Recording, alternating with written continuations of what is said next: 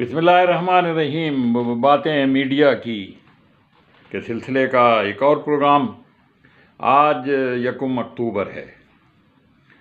اور آج ہی کے دن یعنی 1980 میں اقوام متحدہ کی جنرل اسمبلی میں پاکستان کے صدر جنرل محمد ضیاء الحق نے اسلامی ملکوں کے نمائندے کی حیثیت سے جو ان کو باقاعدہ چنا گیا تھا اسلامی ملکوں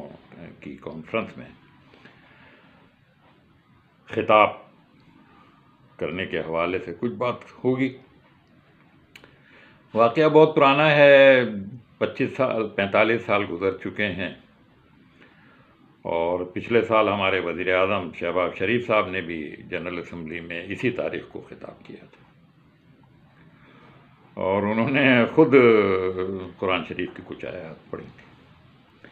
لیکن جس 45 سال پہلے پرانے واقعے کا ذکر ہے اس سے پہلے کبھی جنرل اسمبلی میں قرآن پاک کی آواز تلاوت کی صورت میں نہیں گونجی تھی۔ بہت سارے حضرات نے اپنی تقاریر میں قرآن کی آیات تو کوٹ کی تھی، لیکن جیسے تلاوت ہر تقریب سے پہلے مسلمانوں کی تقریب سے پہلے کی جاتی ہے، جنرل ضیاء الحق نے اس کے لیے خواہش کا اظہار کیا ہوگا، لیکن ان کے جو رفقا ہوں گے اس وقت کے، خاص طور پہ secretary information lieutenant general Mujib ur Rahman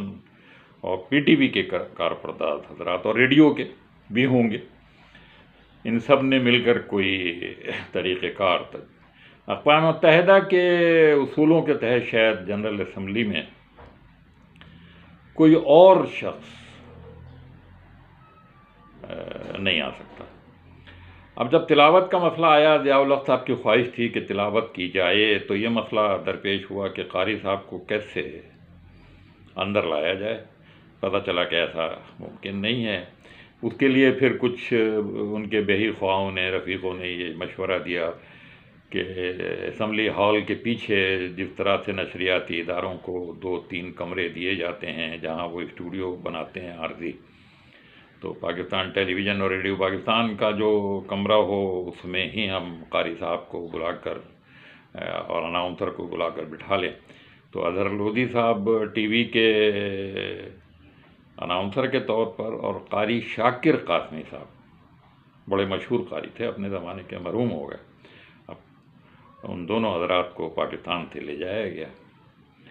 اور ہوا یہ کہ جب جنرل ضیاء الحق نے تقریر شروع کی تو اس سے پہلے اسمبلی ہال میں تقریر سے پہلے انہوں نے کچھ خاموشی اختیار کی اور اس دوران قاری شاکر قاسمی صاحب کی تلاوت پاکستان ٹیلی ویژن اور ریڈیو پاکستان سے نشر ہوئی، جو پاکستان میں سننے اور دیکھنے والوں نے سنی اور دیکھی۔ اب اس کے بعد حکومت نے اپنے طور پر پروپیگنڈا شروع کیا کہ دیکھیں ہم نے پہلی مرتبہ یہ کام کیا ہے، اور مخالفین نے پھر اس کی پول کھولنا شروع کی۔ پتہ ہی چلا کہ جنرل اسمبلی کے ہال میں تلاوت کی آواز نہیں سنی گئی۔ اس پر بہت سارے لوگوں نے پروگرام بھی کیے ہیں اور لکھا بھی ہے، اور مجھے حیرت ہے کہ پاکستان ٹیلی ویژن کے بعد میں مینیجنگ ڈائریکٹر بھی بنے اختر وقار الدین صاحب، انہوں نے اپنی کتاب میں اتنی صریح غلطی کی ہے کہ قاری کا نام قاری خوشی محمد لکھ دیا۔ قاری خوشی محمد نہیں تھے، قاری شاکر قاسمی تھے۔ اور ہوا یہ کہ شاکر قاسمی صاحب نے تلاوت کی، اظہر لودھی نے اناؤنسمنٹ کی۔ اس دوران صدر صاحب خاموش کھڑے رہے، اور جیسے ہی ان کو یہ سگنل بلب کے بجھنے کی صورت میں یا کسی اور ذریعے سے ملا کہ تلاوت ختم ہو گئی ہے، انہوں نے فوراً اپنی تقریر شروع کر دی۔ قطع نظر اس کے کہ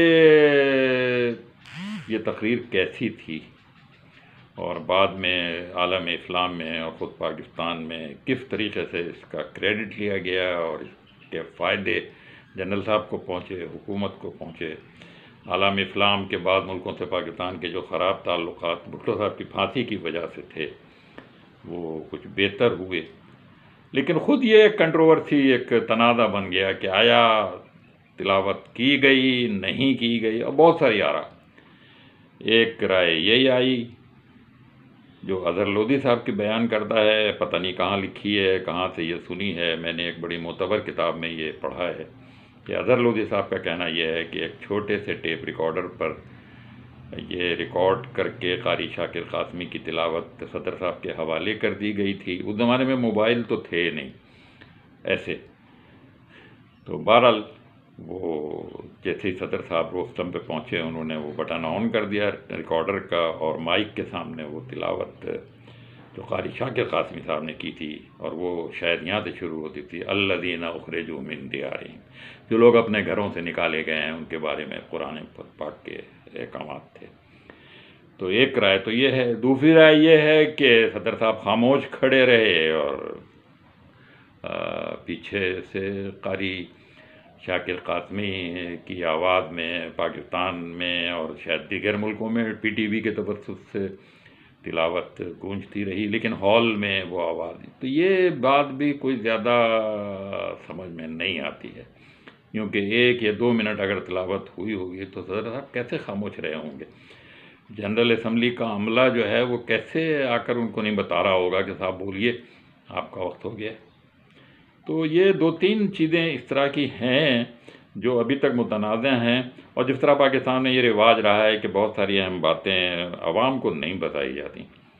تو آج تک یہ بات بتائی نہیں گئی ہے کہ آخر یہ سب کچھ ہوا کیا تھا۔ بہرحال جیسا بھی ہوا ہو، پاکستان کے اندر